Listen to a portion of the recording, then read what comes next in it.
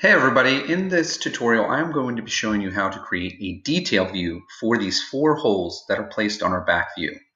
So if you remember from the last video, I showed you how to create a back view of our base plate on a second sheet. So if you wanted to go back to sheet 1, all you'd have to do is make sure that the Sheets button is open and then just double click back on sheet 1 and that would show you the front sheet. And then to get to sheet 2, you double click there. And that's where we left off. So now to add the detail view, in order for you to dimension those four back holes accurately, what we're going to want to do is create what's called a detail view. So we're going to go up to the top of our toolbar here, and we're going to select the icon that has the little A with these little squiggles here and a circle around it. And that is the detail view tool. So we're going to click on that one time. When you click on that, you'll get this little window that pops up, and it's going to recognize the detail view with a letter, and in this case it's A. And also you will have the option to select the scale size for the detail view. Now again, a detail view is an enlarged view of a smaller portion of our part. And because these little holes in the corner here are so small that we need to enlarge them to make them a little more clear so that whoever is building our part would be able to understand what our dimensions are more clearly and accurately. So I'm going to hit the little down arrow. And again, you can choose whatever size. Obviously, you'd want the scale size larger than what is currently on the sheet, which is 1:1. So you might have to edit and modify your scale size, but I'm going to choose 3:1. Then I'm going to come over to our holes, and again, it doesn't matter which hole you're going to create the detail view of, but because all four holes are the same, we are going to just focus on one hole. If the four holes were different, then you'd have to create multiple detail views. So I'm going to choose the top right one, and I'm just going to click when I hover over the corner. And again, when I click once and drag, I want to make sure I'm including the corner of our base plate part. When I do that, notice the view got a lot larger, and now I'm going to place the view above.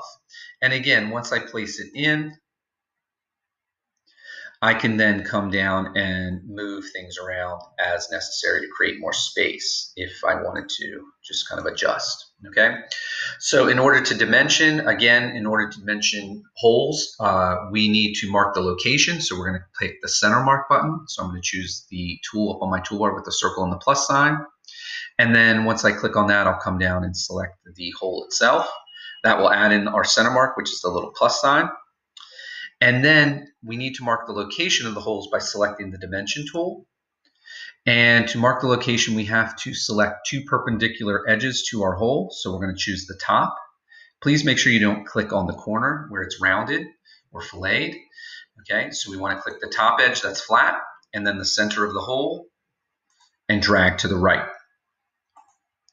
And then we're going to select the vertical right edge to the hole and drag up.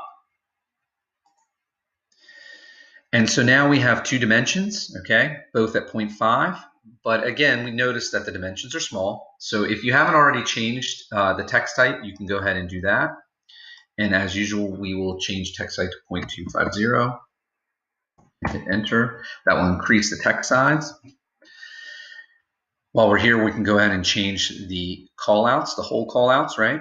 All the way at the bottom, again to 0.25. And then we're going to use a hole callout to then dimension the hole itself. So we're going to select on hole callout. It's the icon that has the diameter and depth symbol. And we're going to then select the hole. And then we're going to drag outside. And notice we have two dimensions here. One is for the hole itself. That's the diameter with the depth. And then this is the thread count. Now, we need to edit, again, on the outside of the hole in this first box here to tell it that the hole is repeated 4 times. So we put 4x and then a space. And that allows us, if we click on the outside and then turn off hole callout, that tells the manufacturer, whoever's building this part, that each one of these holes is repeated 4 times, so all 4 holes are the exact same, and that's why we only have to dimension it 1 time. So that is how you create a detail view with dimensions on the base plate. If you have any questions, please let me know.